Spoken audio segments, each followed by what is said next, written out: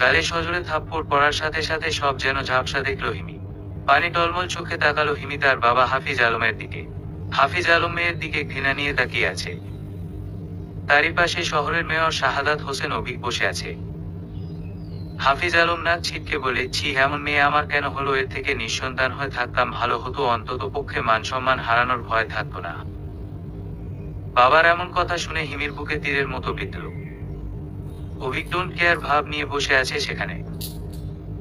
হাফিজ আলম অভিকের দিকে তাকিয়ে বলল, ক্ষমা করে দিও বাবা, এই মেয়ের বাবা হয়ে আমি লজ্জিত। অভিক জলদি হাফিজ আলমের হাত ধরে বলে, আরে কি বলছেন এসব? আপনি আমার বাবার বয়সী, ক্ষমা চাচ্ছেন কেন? হাফিজ আলম কিছু বলে না, নীরবে চোখের জল ফেলতে থাকে। হিমি মাথা নিচু করে বসে আছে। তার পাথরের মতো হয়ে গেছে মনটা, না কাঁদতে পারছে না হাসতে পারছে। অভিক আবারও বলে ওঠে, আঙ্কেল, আমি বাবা মায়ের সাথে কথা বলেছি, তারা বলল বিয়েটা কালকে করতে, পরে ডেট অনুযায়ী অনুষ্ঠান করে ঘরে তুলে নিবে। হাফিজ আলম এতে অমত করলেন না। কান্না ভেজা গলায় বলল, তোমাদের কি বলে যে ধন্যবাদ দিব? এত বড় অন্যায় করা সত্ত্বেও তোমার মা বাবা হিমিকে নিজেদের ঘরে তুলতে চায়। অভিক বলল, নানা, এর সাথে আমার মান সম্মান জুড়ে আছে। সবাই জানে হিমি মেয়র অভিকের হবু স্ত্রী। এখন বিয়ের সময়ের কাছাকাছি এসে বিয়ে ভেঙে গেলে আমারই মান সম্মান যাবে। আপনাদের সাথে সাথে তাই সব দিক ভেবে কালকে কাবিন করে রাখবো। হাফিজ আলম সম্মতি দিলেন। অভিক বিদায় নিয়ে সেখান থেকে চলে গেল। হিমির দিকে ঘৃণার চোখ নিয়ে একবার তাকিয়ে ভিতরে চলে গেল। হিমি তখনও মাথা নিচু করে আছে। কষ্টে তার বুক ফেটে যাচ্ছে, কিন্তু সে প্রকাশ করতে পারছে না। কি ঘটেছে বুঝতে পারছেন না তো? চলুন দেখে আসি কি ঘটেছিল। রাত 1টা বাজে। হিমি তার প্রিয় মানুষ সিরাজের হাত ধরে বাড়ি থেকে বেরিয়ে এসেছে। তারা ছুটে চলছে। যত দ্রুত সম্ভব এই শহর ছাড়তে হবে তাদের, নয়তো তাদের কখনো একসাথে থাকা হবে না। কারণ তার বাবা হাফিজ আলম তার বিয়ে শহরের মেয়র অভিকের সাথে ঠিক করেছে, যে কিনা তার থেকে 11 বছরের বড়। এছাড়া সে রাজকে ভালোবাসে, বাবাকে বলেছে সে রাজের বিষয়ে, কিন্তু তার বাবা রাজি হয়নি।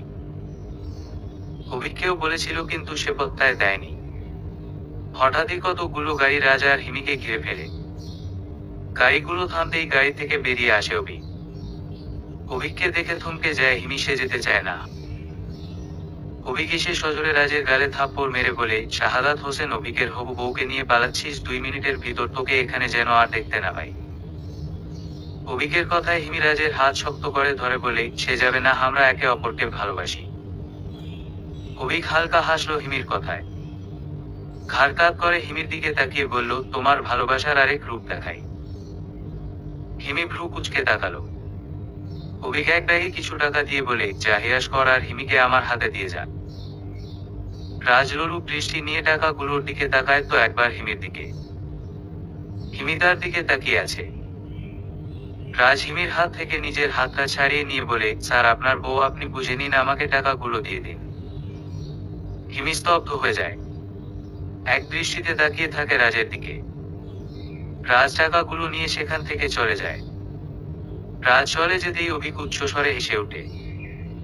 হিমির মাথা নিচু হয়ে যায়। কাকে ভালোবেসে পালাতে যাচ্ছিল, যে কিনা কয়েকটা টাকার জন্য তাকে মাঝপথে রেখে চলে গেছে। হিমি মাথা নিচু করে অভিকের সামনে দাঁড়িয়ে বলে, আমাকে বাসা অব্দি ছেড়ে দিবেন? অভিক হালকা হাসে। হিমির হাত ধরে তাকে গাড়িতে উঠায়। এরপর যা হলো তা তো দেখলেনি। হিমি পাথরের ন্যায় দাঁড়িয়ে আছে। তার নিজেকে শেষ করে দিতে ইচ্ছে করছে। তখনই তার ফোনে ফোন আসে। মেয়র সাহেব নামটা ভেসে উঠেছে। সে ফোনটা তুলে না। বারবার ফোন দেওয়ায় বাধ্য হয়ে ফোনটা ধরে। ফোন ধরার সাথে সাথে অভিক ঝাড়ি দিয়ে বলে, ফোন দিচ্ছি, দেখতে পাচ্ছ না? যাক, মাথায় কোনো উল্টা পাল্টা চিন্তা যেন না আনা হয়, চুপচাপ রুমে গিয়ে ঘুমাও। হিমি কিছু বলল না, তার ইচ্ছে করছে না বলতে। ছোট করে একটা শব্দ উচ্চারণ করে, হুম। অভিক আবারও হেসে বলে, গুড। অভিক কল কেটে দিল। হিমি তখনও সেখানে থম মেরে বসে আছে। জীবনের হিসেব মিলতে ব্যস্ত। তার বিশ্বাস করতে কষ্ট হচ্ছে রাজ এমন। রাজ যদি টাকার প্রতি এতই লোভী, তাহলে এতদিন কি সব অভিনয় ছিল? মিথ্যা ভালোবাসা, মিথ্যা সমাজসেবা। হিমি আর কিছু ভাবতে পারছে না। মা মারা যাওয়ার পর বাবা দ্বিতীয় বিয়ে করেনি শুধু তার জন্য, আজ সেই বাবার বুকে ছুরি মেরে যার সাথে চলে যাচ্ছিল সেও তার বুকেই ছুরি মেরেছে। নিজের উপর হাসল হিমি। অভিক মাত্রই বাড়ি ফিরেছে। বাড়ি ফিরতেই তার বাবা মা তিতাস হোসেন আর নয়না হোসেন। অভিক বাবা মায়ের দিকে এক পলক তাকিয়ে আবার নিজের জুতা খোলায় মন দিয়ে বলে, কিছু বলবে তোমরা? তিতাস হোসেন গলা ঝেড়ে বলেন, বিয়েটা ভেঙে দাও অভিক, আমরা সিদ্ধান্ত নিয়েছি তোমার বিয়ে আয়রার সাথে হবে। অভিক নিজের কাজ বন্ধ করে বাবার দিকে তাকায়। তারপর আবার নিজের কাজে মন দিয়ে বলে, আমি যদি বলি তুমি মাকে ছেড়ে দাও তাহলে তুমি তাকে ছেড়ে দিবে? তিতাস হোসেন ছেলের কথায় রাগ দেখিয়ে বলেন, কি বলছো এসব, ও আমার স্ত্রী। নয়না হোসেন তেজি গলায় বলল, বেয়াদব হয়ে গেছো তুমি। অভিক হাসে মায়ের কথায় তাদের দিকে তাকিয়ে বলে, বাবা তুমি যেমন মাকে ছাড়তে পারবে না তেমনি আমিও হিমিকে ছাড়তে পারবো না, কারণ আমি তাকে ভালোবাসি। নয়না হোসেন কঠোর গলায় বললেন, ওই মেয়ে এই বাড়ির বউ হবে না। যেই মেয়ে নিজের বাবার মান সম্মানের কথা চিন্তা করে না সেই মেয়ে আমাদের কথা কি ভাবে? অভিকের মুখে গম্ভীর ভাব, তার প্রচন্ড রাগ হচ্ছে। সে ধরো মায়ের দিকে তাকিয়ে বলে, আমি ওইখানে বলে এসেছি তোমরা বলেছো কালকে কাবিন করিয়ে ফেলবা, পরে অনুষ্ঠান করে উঠিয়ে আনবো। এছাড়া ভুল মানুষ জীবনে একবার করেই থাকে, হিমিও করেছে, শোধেও নিবে। নয়না হোসেন কিছু বলেন না, আর এখানে বলেও কোনো লাভ নেই।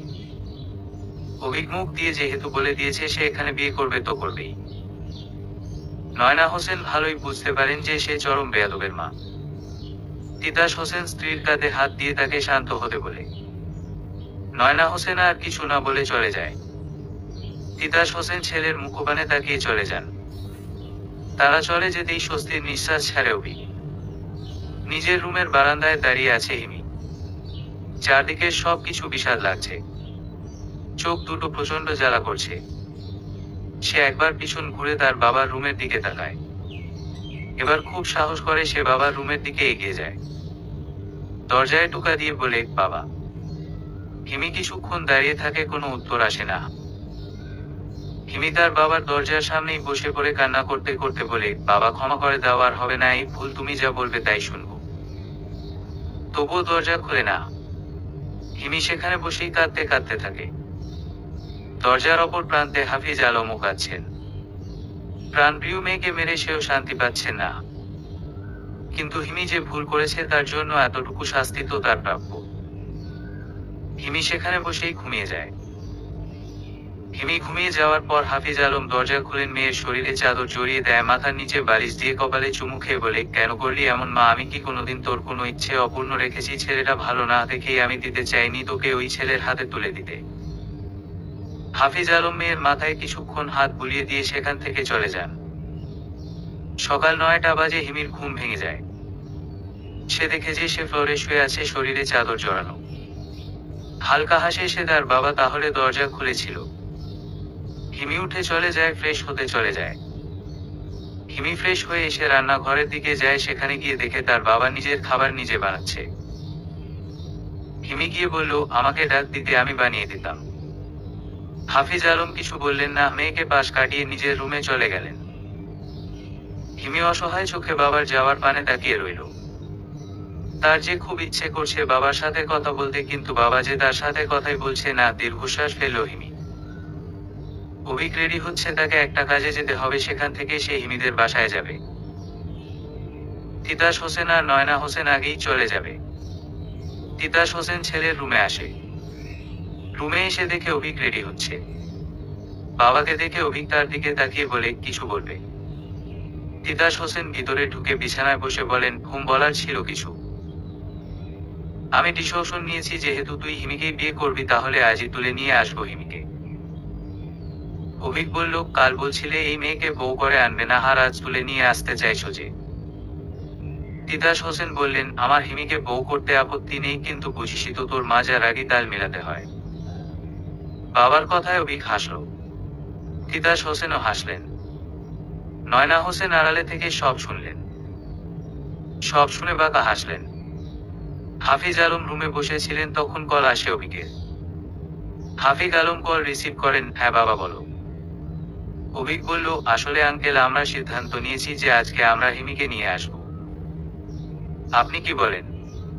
হাফিজ আলম কিছুক্ষণ চুপ করে রইলেন। অভিজ্ঞ উত্তরের আশায় বসে আছে। কিছুক্ষণ চুপ থেকে হাফিজ আলম বললেন, আচ্ছা সমস্যা নেই আমার এতে কোনো। যত দ্রুত সম্ভব আমি ঘাড় হালকা করতে চাই। অভিক খুশি হলো। হাফিজ আলমের সাথে আরো কিছুক্ষণ কথা বলে ফোন কেটে দিল। এদিকে হিমি বাবার রুমের দিকে আসছিল। বাবাকে ফোনে অভিকের সাথে কথা বলতে দেখে দরজার আড়ালে দাঁড়িয়ে যায়। হাফিজ আলমের কথা শুনে হিমির কষ্ট লাগে। সে তার বাবার ঘাড়ে বোঝা অবশ্য তা হওয়ারই কথা, সে তো অনেক বড় ভুল করেছে, তারপরও যে তাকে বাসায় থাকতে দিয়েছে এটাই অনেক। হিমি সেখান থেকে চলে যায় নিজের রুমে। বারান্দায় দাঁড়িয়ে আছে, চোখে দিয়ে পানি পড়ছে, সেও বাধা দিচ্ছে না পড়ুক পানি। তখনই সেখানে হাফিজ আলম আসে, গম্ভীর গলায় বলেন, হিমি। হিমি চমকে যায়। তাড়াতাড়ি নিজের চোখের পানি মুছে মুখে হাসি এনে পিছনে তাকিয়ে বলে, হ্যাঁ বলো। হিমির চোখ লাল দেখে বুকটা চ্যাতো করে ওঠে। হাফিজ আলমের, সে তো তার মেয়েকে এভাবে দেখতে চায়নি। হাফিজ আলম নিজেকে সামলে গম্ভীর ভাব এনে বলেন, আজকে তোমাকে ওরা নিয়ে যাবে, জামা কাপড় গুছিয়ে রেখো। হিমি মাথা নাড়ায়। হাফিজ আলম চলে যান সেখান থেকে।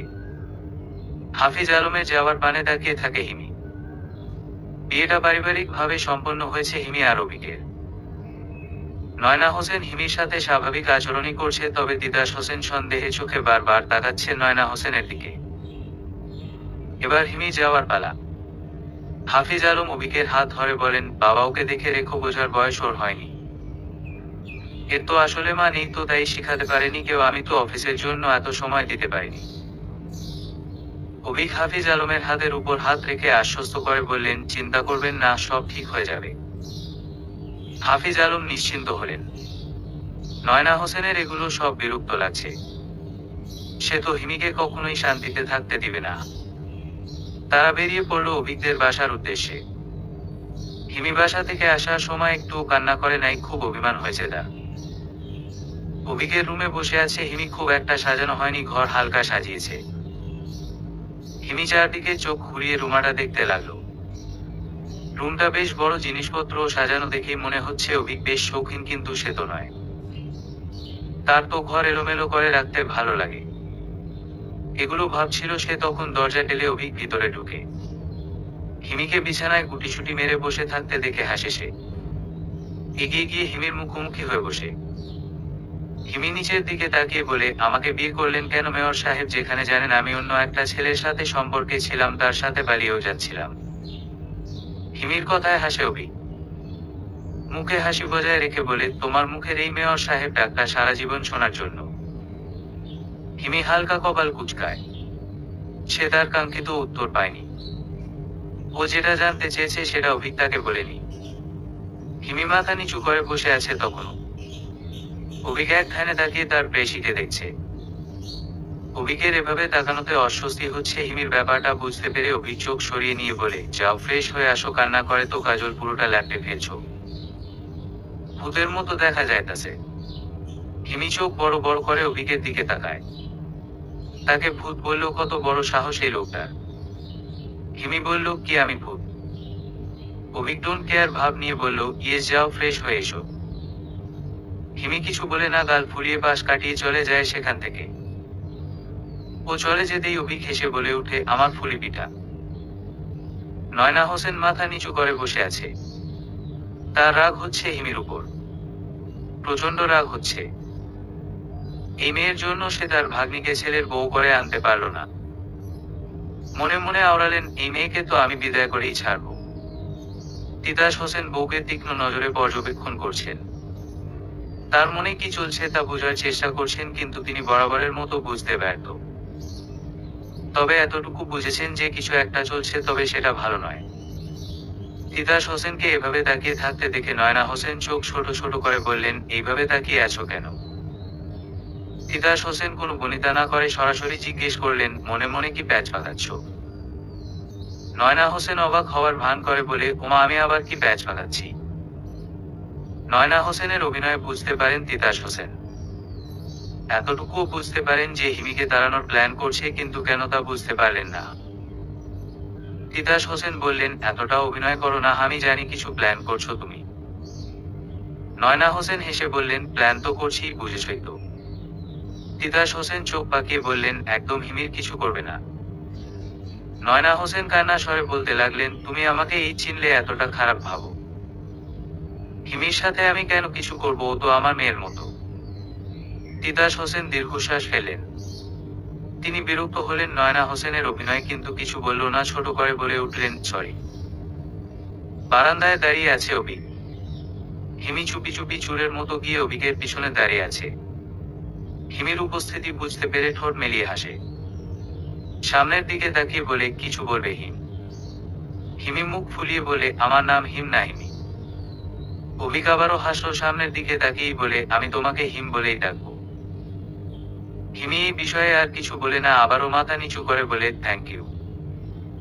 অভিক সাথে সাথে ঘুরে পিছনে তাকায়। চোখ ছোট ছোট করে ঘাড় খাত করে হিমির দিকে তাকিয়ে বলে, হয়। হিমি সেই একই অবস্থায় দাঁড়িয়ে হাত কচলিয়ে বলে, একটা খারাপ মানুষের কাছ থেকে আমাকে বাঁচানোর জন্য।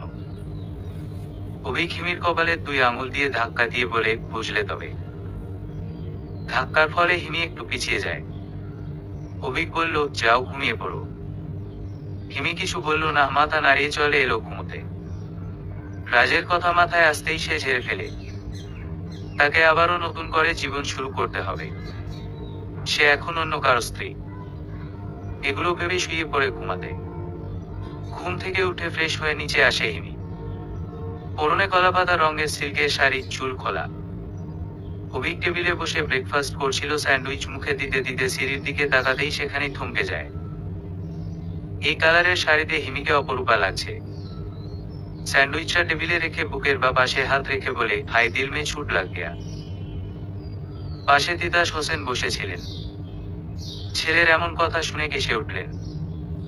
বাবার কাশির শব্দে বিরক্ত হলো অভি। হিমির উপর দৃষ্টি রেখেই বলল, খাবার গলায় ভেজেছে, পানি খাও। ছেলের রোমান্টিক মুড নষ্ট করতে কর্কশ শব্দে কাশছো কেন? অভিকের এই কথা শুনে তিতাস হোসেন বিষম খেলেন, কাশি যেন আরো বাড়ল। ছেলের দিকে তাকিয়ে রাগী গলায় বললেন, লজ্জা শরমের মাথা খেয়েছো, আমি তোমার বাবা হই। অভিক স্বাভাবিক ভাবে বলল, ও আচ্ছা। ততক্ষণে হিমি এসে চেয়ারে বসে পড়ে, ভাগ্যিস সে অভিকের কথা শুনেনি। শুনলে বেচারি ভীষণ লজ্জায় পড়ত। অভিক সোজা হয়ে বসে আবারও খেতে থাকে। নয়না হোসেন হিমিকে দেখে মুখ বাঁকায়। তিতাস হোসেন বিষয়টা লক্ষ্য করে, কিন্তু কিছু বলে না। খাবার শেষ করে বসে টিভি দেখছে হিমি। অভিক খাবার শেষ করে কাজে বেরিয়েছে, তার জরুরি কাজ আছে। হিমির একটু দূরে নয়না হোসেন বসে আছে। হিমির দিকে তীক্ষ্ণ নজরে তাকিয়ে আছে। হঠাৎ নয়না হোসেন বলেন, এই মেয়ে শোনো। হিমি কিছু বলে না। সে নিজের মতো টিভি দেখছে। নয়না হোসেন এতে একটু কপাল কুঁচকে বলেন, এই মেয়ে ডাকছি শুনছো না? হিমির কোনো হেলদোল নেই, সে নিজের মতো আরাম করে সোফায় বসে টিভি দেখছে। নয়না হোসেন এবার ভীষণ রাগলেন, তাতে দাঁত চিপে চিৎকার দিয়ে বললেন, হিমি ডাকছি শুনতে পারছো না? এবার হিমি শুনল। 32 পার্টি ভাসিয়ে সে নয়না হোসেনের দিকে তাকায়। নয়না হোসেন কপাল কুঁচকে তার দিকে তাকিয়ে আছে। হিমি বলল, কিছু বলবেন শাশুমা? নয়না হোসেন বললেন, তুমি কি কানে কম শুনো? এতক্ষণ ধরে ডাকছি শুনতে পাও না? হিমি অবাক হওয়ার ভান ধরে বলল, কি আপনি আমায় ডাকছিলেন? আমি তো শুনলাম আপনি এই মেয়েকে ডাকছিলেন, আর আমার নাম এই মেয়ে না তো, আমার নাম হিমি। নয়না হোসেনের বিরক্তি আরো বেড়ে গেল, মেয়েটা বেশি কথা বলে। নয়না হোসেন বিরক্ত হয়ে বলেন, শোনো মেয়ে, বেশি কথা বলো না। যাও চা বানিয়ে আনো। হিমি বলল না কিছু, চুপচাপ চা বানাতে চলে গেল। চা বানিয়ে এসে কাপটা নয়না হোসেনের সামনে ধরে বলে, মা চা। নয়না হোসেন একবার চায়ের দিকে তাকায়, আরেকবার হিমির দিকে। ভ্রু কুঁচকে বললেন, খেতে ভালো লাগবে তো? হিমি বলল, ইচ্ছে না থাকলে আপনার খেতে হবে না, আমি খেয়ে নিচ্ছি। এই বলে হিমি নিজে খেতে শুরু করলো। হিমির এমন আচরণে নয়না হোসেন বড় বড় চোখ করে তাকায়। হিমি নিজের মতো চা খেতে খেতে আবার রান্নাঘরে চলে, আরেক কাপ চা এনে নয়না হোসেনকে দেয়। এবার নয়না হোসেন কোনো প্রশ্ন ছাড়া কাপ নিয়ে নেয়। এই মেয়ের বিশ্বাস নেই আবার এই কাপের চা খাওয়া শুরু করবে যদি কোন প্রশ্ন করে। হিমি হাসে একটু। নয়না হোসেন চা খেতে বললেন, শুনো মেয়ে, আজকে আমার বোনের মেয়ে আসবে, শিলা গেস্ট রুম গুছিয়ে রেখো। হিমি আনন্দে লাফিয়ে উঠে বলে, কি বলেন? আমার ননদিনী আসবে? আচ্ছা নোবেরা। নয়না হোসেন মুখ পাকায়। মেয়েটা অসহ্যকর, একবার শিলা আসুক, তারপর সে এই মেয়েকে তাড়াবে আর শিলাকে বাড়ির বউ করবে। মনে মনে শয়তানি হাসি হাসে নয়না হোসেন। নিজের রুমে বসে ফোনে ফানি ভিডিও দেখছিল আর হাসতে গড়াগড়ি খাচ্ছিল। তখন অভিক বাহির থেকে বাসায় ফিরে নিজের রুমে ঢুকতেই হিমির হাসির শব্দে ভয় পেয়ে যায়। হিমিকে হাসতে দেখে একটা বড় শ্বাস ছাড়ে। বিছানার দিকে এগিয়ে যেতে বলে, বউ যেভাবে হাসতেছ আমি তো ভয় পেয়ে গেছিলাম। অভিকের কণ্ঠ শুনে সাথে সাথে নিজের ফোন রেখে সোজা হয়ে বসে। হিমিকে ভয় পেতে দেখে ঠোঁট মেলে হাসে। হিমি অভিকের দিকে তাকিয়ে বলে, আপনি কখন এলেন? অভিক বলল, কিছুক্ষণ আগে। এই বলে অভিক গিয়ে হিমির কোলে মাথা রেখে শুয়ে পড়ে। হিমি অভিকের দিকে তাকায়। অভিক নিজের মাথা তুলে হিমির কপালে চুমু খায়। হিমি এটার জন্য প্রস্তুত ছিল না। সে উঠে চলে যেতে নেয়, তখন অভিক ওর হাত ধরে বলে, আমাকে 1 কাপ কফি বানিয়ে দিবে হিমশীতল। এক জোড়া ক্লান্ত চোখ হিমির দিকে তাকিয়ে আছে। হিমি দুদিকে মাথা নাড়িয়ে বলে, আনছি, তবে আমার নাম হিমশীতল না। এই বলে হিমি চলে যায়। হিমি নিজের সর্বোচ্চ দিয়ে চেষ্টা করছে এই সম্পর্কটা মেনে নিতে। অভিককে নিজের স্বামী হিসেবে স্বীকার করতে একটা বেইমানের জন্য সারা জীবন নষ্ট করার মেয়ে সে নয়। সে সুখী হবে একদিন, নিশ্চয় আল্লাহ তাকে সব সুখ দিবে, তার বিশ্বাস। হাফিজ আলম একা বসে আছেন চায়ের দোকানে। মেয়েটার জন্য তার মন কেমন করছে, কিন্তু সে যাবেন না। সে তার মেয়েকে বোঝাবেন। যখন সে শুনেছে হিমি পালিয়েছে তখন তার কতটা কষ্ট হয়েছে। এগুলো ভাবতে ভাবতে চায়ের কাপে চমক দিলেন হাফিজ আলম। তখন তার কাঁধে কেউ হাত রাখলো। পিছনে তাকিয়ে দেখে তার বাল্যকালের বন্ধু আসাদুল্লাহ। আসাদুল্লাহকে দেখে হাসলেন হাফিজ আলম। আসাদুল্লাহ পাশে বসে বললেন, কেমন আছিস হাফিজ?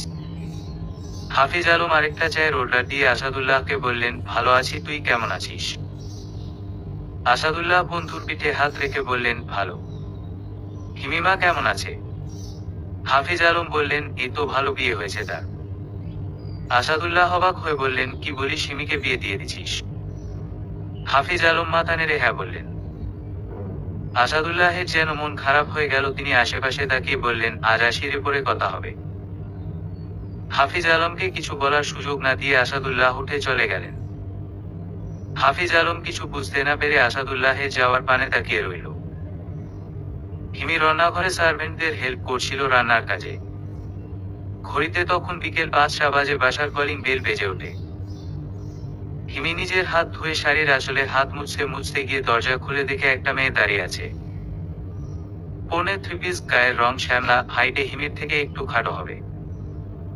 হিমি নিজের শরীরের ঘাম মুছে বলে, কে আপনি?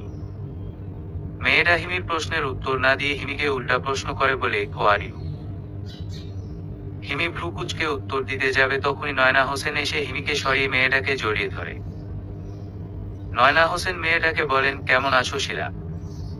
হিমি বুঝতে পারে মেয়েটা শিলা, নয়না হোসেনের বোনের মেয়ে।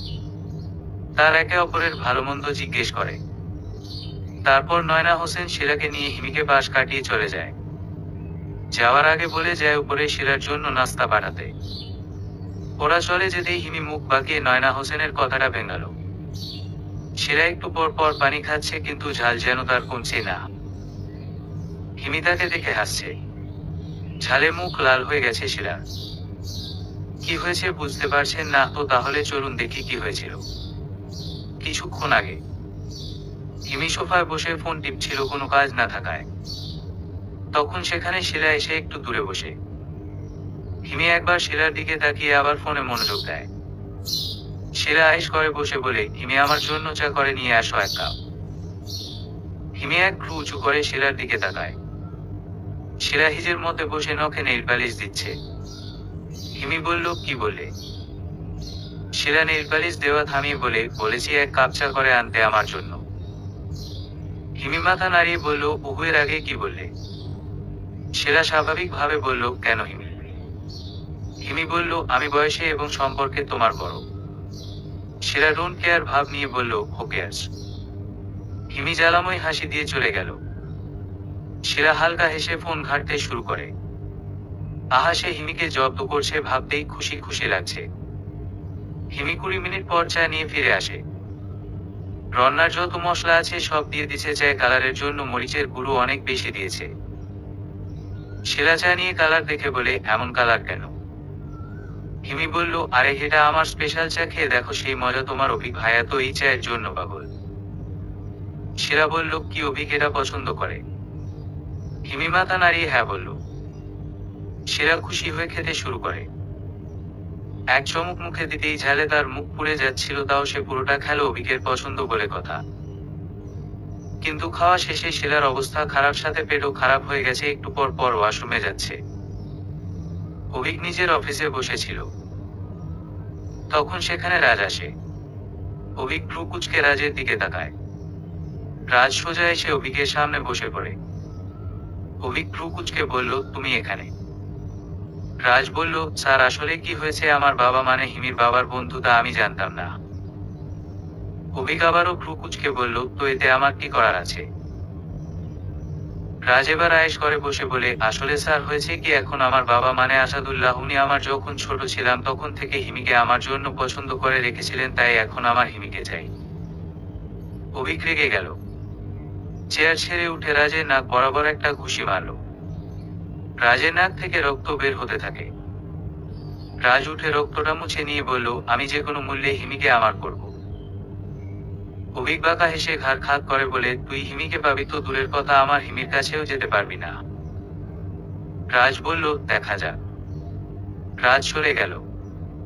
রাজ হাফিজ আলমের বন্ধু আসাদুল্লাহের ছেলে। আসাদুল্লাহ হিমিকে নিজের ছেলের বউ বানাবে ভেবে রেখেছিল, কিন্তু হিমি আর রাজ জানতো না তাদের বাবা যে একে অপরের বন্ধু। হিমির মনে অভিকের জন্য কিছুটা জায়গা হয়েছে, তবে সেটা ভালোবাসার নয়, সম্মানের। অন্য কেউ থাকলে হয়তো তার উপর জোর দিত সম্পর্ক স্বাভাবিক করার জন্য, কিন্তু অভিক তাকে সময় দিচ্ছে। আজ তাদের বিয়ের প্রায় 1 মাস পূর্ণ হয়েছে। রাজকে এখন আর আগের মতো মিস করে না হিমি। নিজেকে সংসার আর অভিকে আবদ্ধ করার চেষ্টায় আছে। রাত 12টা বাজে, বেলকনিতে বসে এগুলো ভাবছিল। অভিকের রুমের বেলকনি অনেক বড়, তার মাঝে একটা টেবিল আর দুই পাশে 2টা চেয়ার। হঠাৎ হিমির কানে কে যেন ফু দিল। হিমি ভয় পেয়ে লাফ দিয়ে ওঠে, দেখে অভিক। অভিক হিমিকে ভয় পেতে দেখে হেসে বলে, ভিতুরাম। হিমি মুখ বাঁকিয়ে বলে, তাতে আপনার কি? অভিক বিড়বিড় করে বলে, আমারই তো সব। হিমি শুনতে পাই না অভিক কি বলেছে। হিমি কানে গিয়ে দিয়ে বলে, কি বললেন? অভিক হিমির মাথার চুল এলোমেলো করে বলে, কিছু না পাগলি, খাবার দাও, খিদে পেয়েছে বড্ড। হিমি মাথা নাড়িয়ে লক্ষ্মী মেয়ের মতো চলে যায় খাবার আনতে। হিমি চলে যেতেই অভিক ঘরটা সাজাতে থাকে। হিমি খাবার নিয়ে রুমে আসতেই দেখে পুরো রুম অন্ধকার। হিমি অবাক হলো, অভিককে ডাক দিল, মেয়র সাহেব আপনি কি আছেন? কোনো উত্তর পেল না হিমি। তার ভয় হতে লাগলো, সে আবারও বলল, মেয়র সাহেব প্লিজ, সারাদিন আমার ভয় লাগছে। সাথে সাথে লাইট জ্বলে উঠল, রুমটা অসম্ভব সুন্দর করে সাজিয়েছে অভিক। হিমি হা করে তাকিয়ে আছে, অবাক দৃষ্টিতে দেখছে চারদিকে। এগুলো কখন করলেন? অভিক হেসে বলল, সারপ্রাইজ কেমন লাগলো? হিমি হালকা হেসে বলল, ভালোটা কি উপলক্ষে এই সারপ্রাইজ? অভিক হিমির কাছে এসে হিমির গালে 2 হাত রেখে বলে, আজ আমাদের বিয়ের 1 মাস হয়েছে। হিমির হাসির মাঝে হঠাৎ মন খারাপ করে নিল। হিমির মন খারাপ দেখে নিজের সাথে জড়িয়ে ধরে অভিক বলল, কি হয়েছে হিমশীতল, মন খারাপ কেন? হিমি মন খারাপ করে বলল, আজ 1 মাস হয়ে গেছে, বাবা একটা ফোনও দেয়নি। অভিক হেসে বলল, এই ব্যাপার? হিমি মন খারাপ করে গাল ফুলিয়ে অভিকের বুকে মাথা দিয়ে রেখেছে, আর অভিক সযত্নে তার মাথায় হাত বুলিয়ে দিচ্ছে। এ সুখ যেন এক অন্যরকম সুখ। সোফায় বসে ফোন টিপছিল হিমি, তখন হাফিজ আলম এসে পিছন থেকে মেয়ের কাঁধে হাত রাখে। হাফিজ আলমকে অভিকই নিয়ে এসেছে। হাফিজ আলমকে হিমি জড়িয়ে ধরতে গিয়েও ধরেনি। সে ধরবে না, তাকে জড়িয়ে না কথা বলবো। ও ভুল করেছে মানছে, তারপর অনেকবার ক্ষমা চেয়েছে। এখানে আসার পর কতবার তাকে ফোন দিয়েছে, কিন্তু হাফিজ আলম ফোন তুলেনি। হাফিজ আলম মেয়ের মাথায় হাত বুলিয়ে দিয়ে বলে, কেমন আছিস মা? হিমি মুখ অন্যদিকে ঘুরিয়ে বলল, আমি কারো মা বা মেয়ে নই, যদি হতাম তাহলে এতদিন কথা না বলে থাকতে পারতো না হয় কেউ। হাফিজ আলম হাসে। মেয়ের অনেক অভিমান হয়েছে বুঝতে পারে। অভিক পিছনে দাঁড়িয়ে মেয়ে আর বাবার মান অভিমান দেখছে। হাফিজ আলম বললেন, আচ্ছা আন্টি ভালো আছেন? হিমি মুখ ফুলিয়ে তাকিয়ে হেসে দিল। হাফিজ আলমও হাসলেন। হিমি উঠে গিয়ে বাবাকে জড়িয়ে ধরল। হাফিজ আলম মেয়ের মাথায় হাত বুলিয়ে দিল। অনেক হয়েছে, আর কষ্ট দিবে না। এতদিন ইচ্ছে করেই ফোন তুলেনি হাফিজ আলম, নিজের মেয়ের প্রতি তীব্র অভিমানে। অনেক হয়েছে, শাস্তি আর দিবে না। আসাদুল্লাহ গম্ভীর মুখ করে বসে আছেন। তার জিদ যেভাবেই হোক হিমিকে তার ঘরের বউ বানাতে হবে। রাজ তার বাবার দিকে এক নজর তাকিয়ে কিছু একটা ভাবে। রাজ আচমকা বলে ওঠে, বাবা আমার একটা প্ল্যান আছে। আসাদুল্লাহ আগ্রহী হয়ে বললেন, কি প্ল্যান? রাজ বলল, হিমির কাছে প্রথম গিয়ে ক্ষমা চাইব। ও আমার প্রতি অনেক দুর্বল, ক্ষমা করে দিবে। রাজের কথার মাঝেই আসাদুল্লাহ বলেন, আর যদি না করে? রাজ বাবার দিকে তাকিয়ে বলে, আমাকে পুরোটা বলতে দাও। আসাদুল্লাহ নিজেকে থামিয়ে বললেন, রাখছিস কেন? আচ্ছা বল। রাজ একবার বাবার দিকে তাকিয়ে আবার বলতে লাগলো, যদি ক্ষমা না করে তাহলে কিডন্যাপ করবো, কয়েকদিন লুকিয়ে রাখবো, তারপর সব শান্ত হয়ে গেলে ওকে বিয়ে করে তোমার বাড়ির বউ করে আনবো। আসাদুল্লাহের যেন প্ল্যানটা পছন্দ হলো। তিনি রাজি হয়ে গেলেন, এমনকি কোথায় লুকিয়ে রাখতে হবে তাও বলে দিলেন।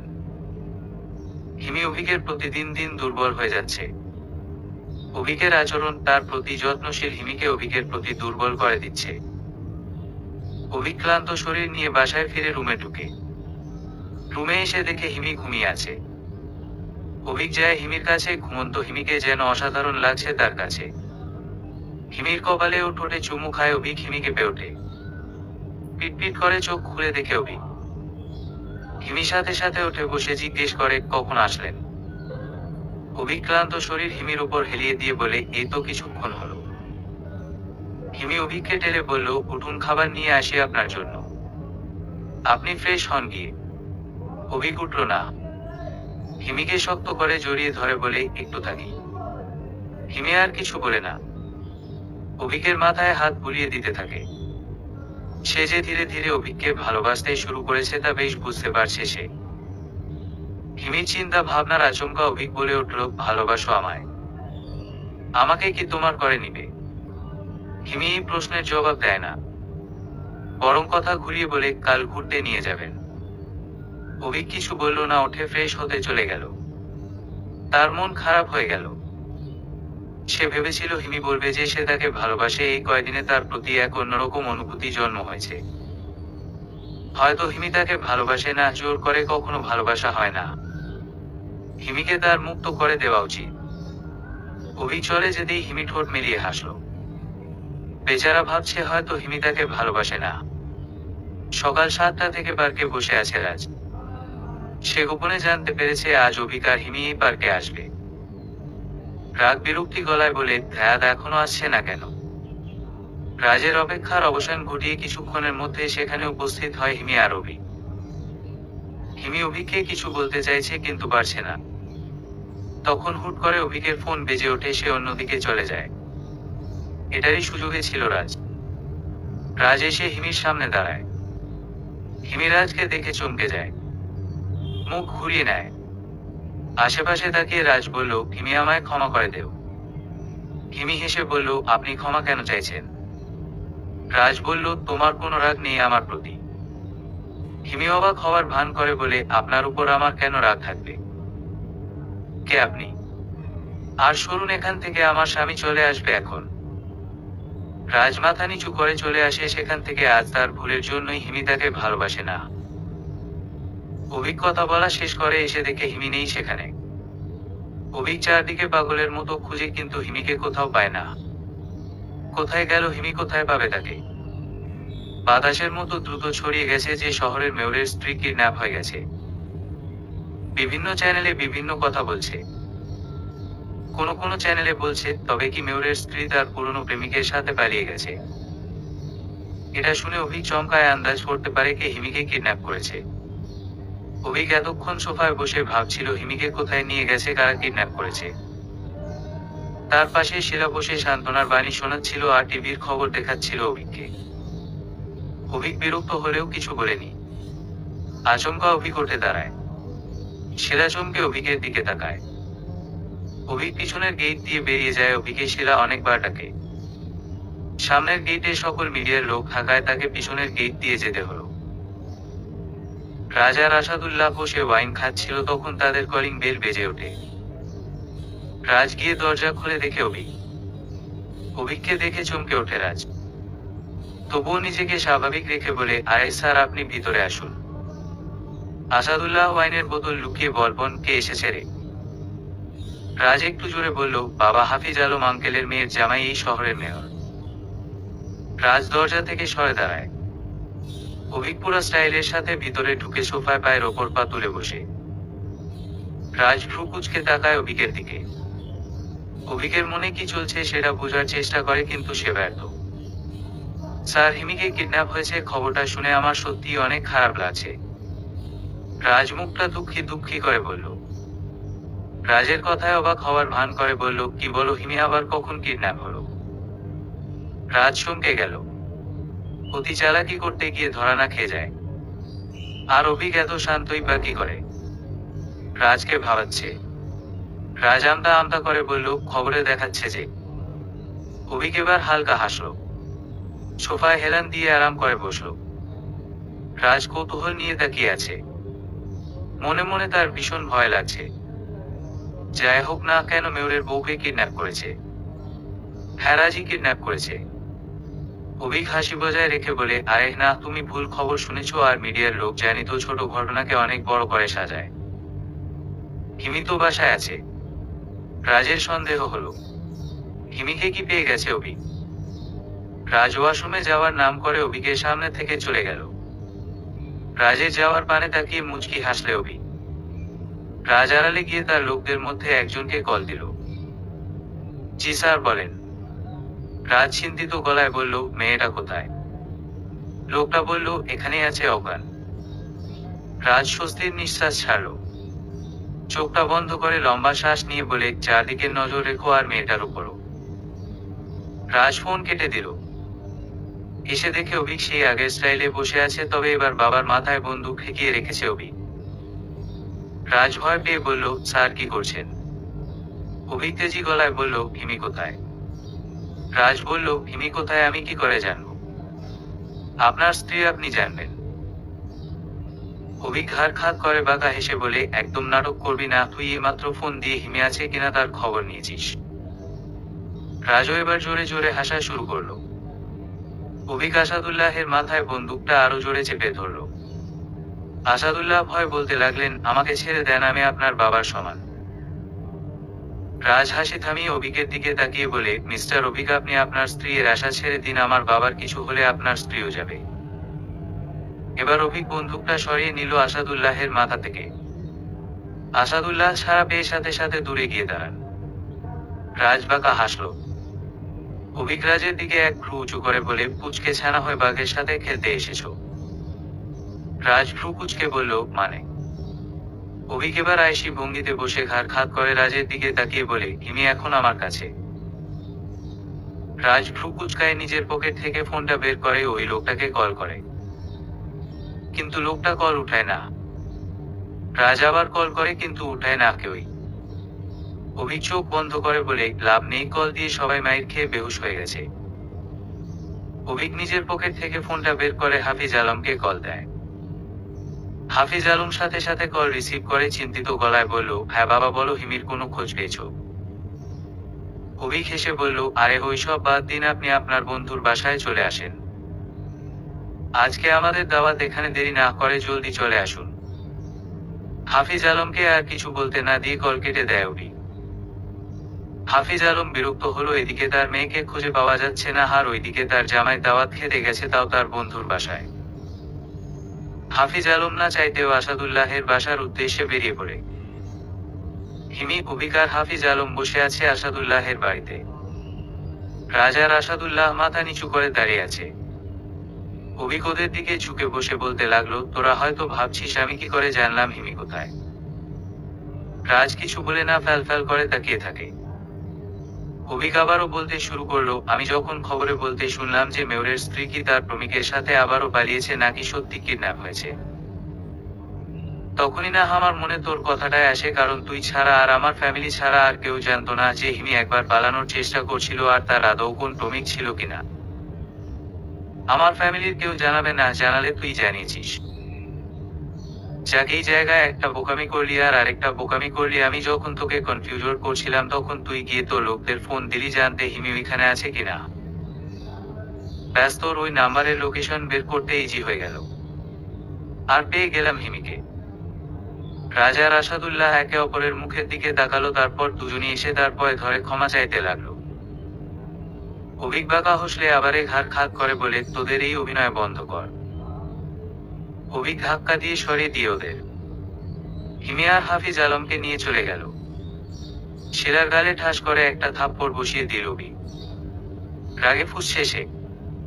নয়না হোসেন শিলাকে জড়িয়ে ধরে বলে, কি হলো, ওকে মারলি কেন? অভিক টান দিয়ে শিলাকে নয়না হোসেনের কাছ থেকে ছাড়িয়ে নিয়ে আবারও থাপ্পড় মেরে বলে, তোর সাহস কত বড়, তুই আমরা কখন বাহিরে ঘুরতে যাব তার খবর অন্য কাউকে দিস আর আমাকে ফোন দিয়ে অন্যদিকে মনোযোগ নিয়ে যাস যাতে হিমিকে কিডন্যাপ করতে পারে ওরা। শিলা অভিকের কাছ থেকে নিজেকে ছাড়িয়ে বলে, তো আর কি করব আমি, বলো। তোমাকে ছোট থেকে ভালোবাসি আর তুমি আমাকে বোন ছাড়া আর কিছু ভাবো না। তার মাঝে হঠাৎ এই মেয়ে আমাদের মাঝে চলে আসলো, ওকে সহ্য হচ্ছিল। অভিকের জন্য রাগটা আরো বেড়ে গেল, এবার একসাথে দুইটা থাপ্পড় মারলো। তাও রাগ কমেনি তার। আরো কয়েকটা থাপ্পড় দিতে পারলে সে শান্তি পেত। নয়না হোসেন এসে অভিককে থামিয়ে বলে, মেয়েটা তার ভালোবাসায় তো চেয়েছে, তোর কাছে ভুল তো কিছু করেনি। তখন সেখানে তিতাস হোসেন বললেন, অভিকেরা দুজনকেই বের করে দে। তোর মা শিলাকে এই বুদ্ধি দিয়েছে। অভিক অবাক চোখে তাকালো তার মায়ের দিকে। চোখে পানি জমা হয়ে গেছে তার। তার বিশ্বাস করতে কষ্ট হচ্ছে তার মা তার খুশিটাকে কেড়ে নিতে চাচ্ছিল। নয়না হোসেন মাথা নিচু করে দাঁড়িয়ে আছে। অভিক নিজেকে স্বাভাবিক করে বলল, বেরিয়ে যাও তোমরা দুজনেই মুহূর্তে। নয়না হোসেন অসহায় চোখে তাকালো ছেলের দিকে। হিমিতুম মেরে বসে আছে, তার এখান থেকে এখানো মেডিসিনের প্রভাব খাটেনি। হাফিজ আলম অভিককে বাধা দিতে নিল, তিতাস হোসেন ওনাকে ওইখান থেকে নিয়ে যায়। নয়না হোসেন হাজার অনুরোধ করা সত্ত্বেও অভিকের মন গলাতে পারে না। অভিক ওদের বের করেই ছাড়ল।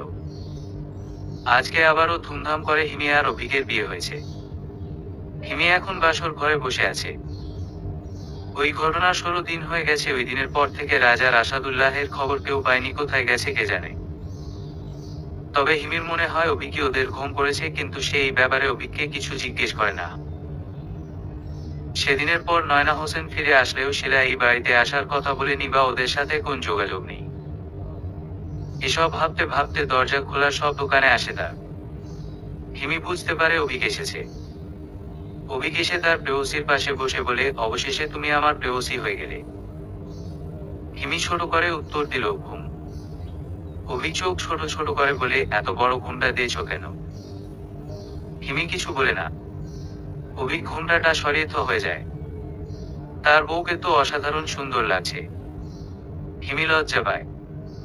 হিমির লজ্জামাখা মুখ দেখে অভিক মুচকি হেসে তার প্রেয়সীর কপালে চুমু খায়। সমাপ্ত।